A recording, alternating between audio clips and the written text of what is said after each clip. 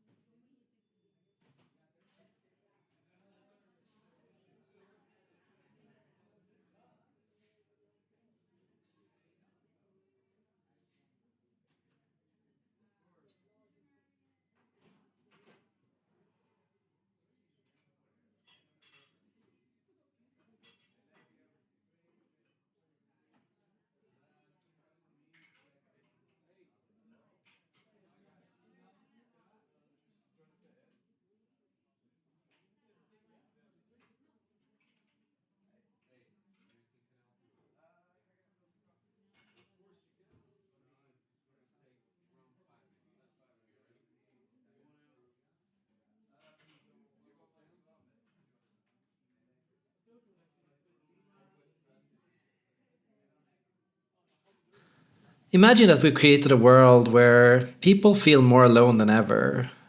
A world with more people than ever, but also a world where people feel more disconnected from each others. And also imagine that we've created this huge desire for social relationships. Imagine that today, more than ever, people yearn for closeness, for friendships, for authentic bonds and relationships.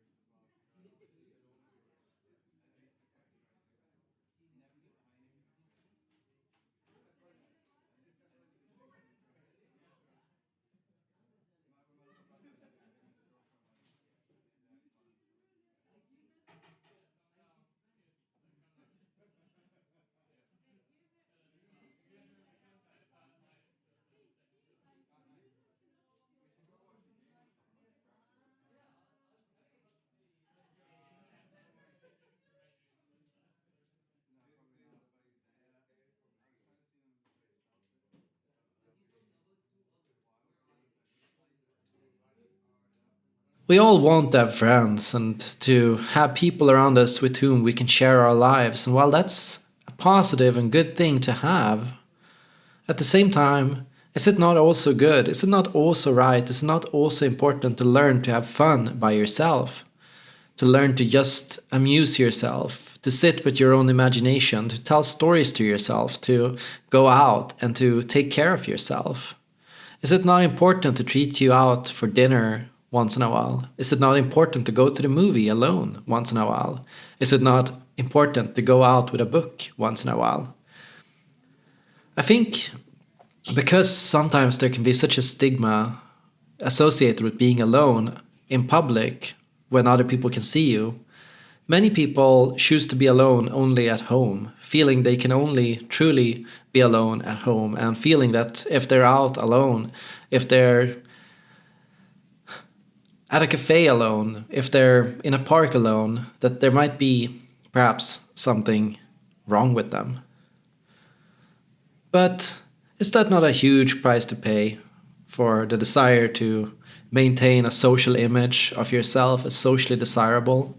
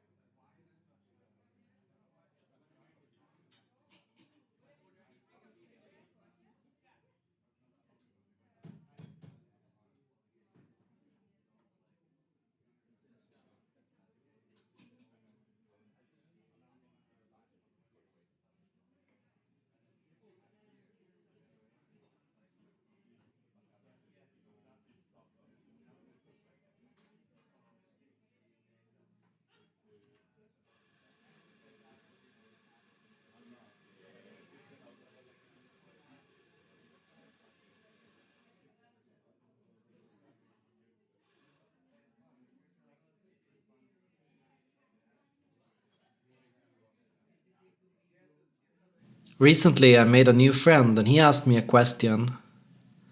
Are we ever not on stage? To him, how he felt was that so often he found himself feeling like he was performing. He felt as if he was followed around by cameras, like everything he did was a performance, that everything he did, wherever he went, wherever he was about how he would appear to other people. And he had this constant feeling like people were constantly watching everything that he did and judging him based on what he did, and based on how he dressed, how he talked, and how he lived and conducted his life. Even when completely alone, he felt like people were watching him and looking at him from an outsider's point of view, thinking about him, reflecting about him, wondering about him. And I think a lot of people have these feelings, especially when we're out, especially when we're in public spaces.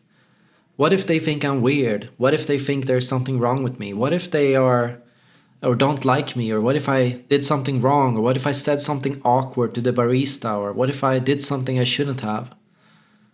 And while these thoughts are completely normal and thoughts that I think everyone has, I think it's also important to remember that we can mirror these thoughts on to other people too, because the truth is, you're not alone in having those thoughts. And so, while you're worrying about saying the wrong thing to the barista is also worried about saying the wrong thing to you.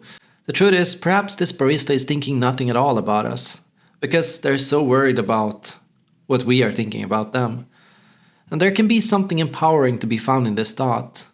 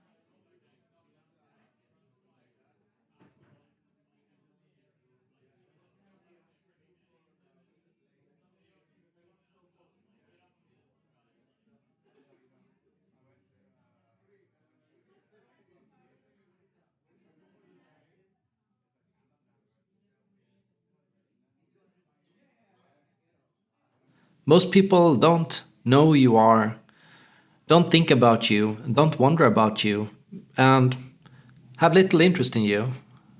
And while that can sound harsh and horrifying in a sense, it's also something positive because not every single person needs to think about you, needs to wonder about you, needs to worry about you. And for most of these people, there is no point in wondering about what you think. Because why should your opinion matter to them in the first place?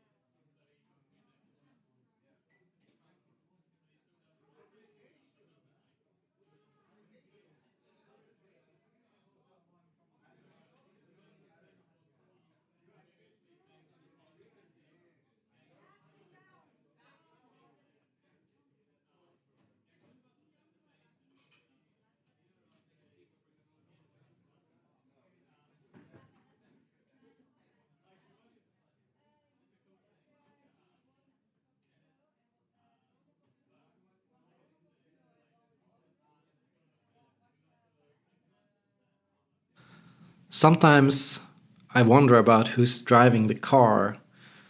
And what I mean with this is, a lot of the time I feel most people adjust their driving and their behavior to how they want other people to drive. And what I mean with this is, people are trying to steer their vehicle of life. They're trying to pilot their own life and to do the kind of things that they think other people are going to approve of. But other people too are doing the same thing. Other people too are adjusting their steering in their life to approve and to get the approval of the other person too. And so I wonder, who's actually driving? Are we all just mimicking each other's? Are we all just living and choosing to live and conduct our lives in order to please each other's? And in that case, is anyone truly happy? Or is everyone just looking at and evaluating their own happiness based on what they think that other people will be happy that they are doing?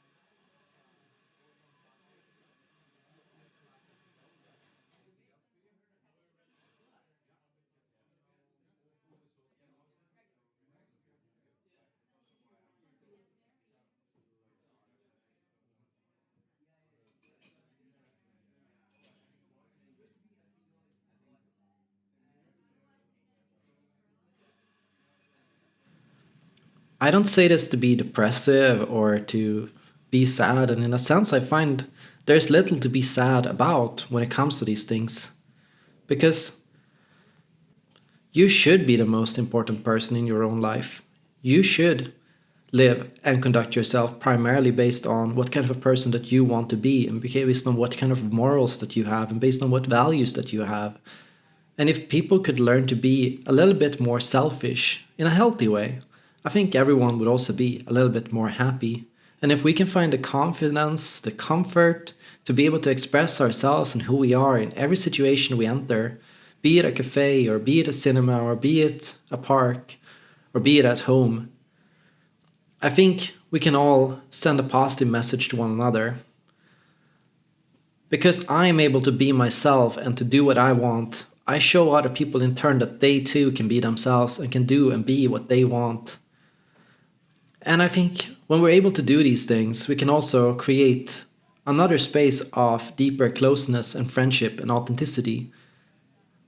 Sometimes I think the most beautiful thing about a friend is that friendship is a mutually agreed upon relationship of selfishness, in the sense that we bond because we are and feel that we can be ourselves around this person.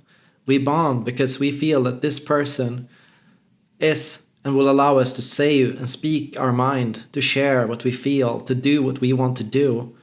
And in a friendship, we're both mutually agreeing to give each other this permission. It's something we give ourselves, and it's something we give the other person. And we are bonding on the fact that we are both individuals able to do what we want and to connect as who we are. And I think that's a sign of a really deep and really authentic friendship.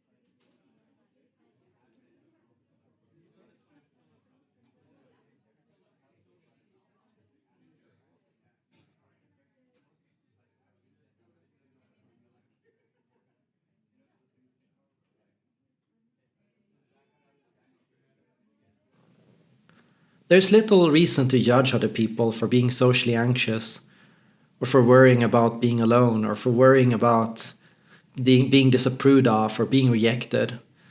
These are all normal human fears to have, and of course, we're all a little bit afraid of disapproval and of not being liked. But somebody has to make the first move. Somebody has to be the bold one to say, hey, I am who I am, and I'm going to be who I am, and I'm going to do what I want to do. And I hope that you feel that you can do the same. And I hope that we can take care of each other's by being ourselves with each other's.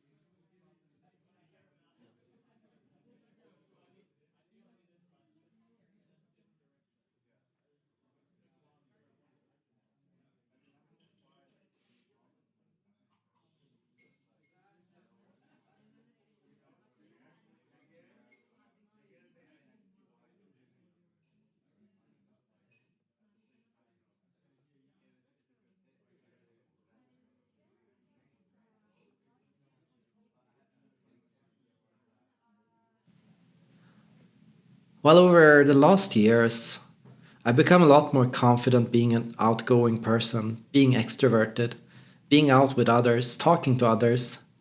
While I've let go of a lot of the social inhibitions that I used to have, I've also continued to reaffirm my own desire to be alone. I can spend up to 4 hours a day out in nature by myself because these are valuable moments for me to check in with myself, with my own feelings, and to make sure that I'm making my own decisions, that I continue to live my own life, and that I continue to stay present in who I am and what I want. People that are capable of being alone are also capable of having more original thoughts, more unique ideas, and a more fascinating and a more complex inner world. And people that can be alone with confidence, comfort, and with joy and sense of humor and laughter, these people, these are people to perhaps truly be a bit afraid of. Because, wow, you are really, really confident. Wow, you're really, really strong in yourself, aren't you?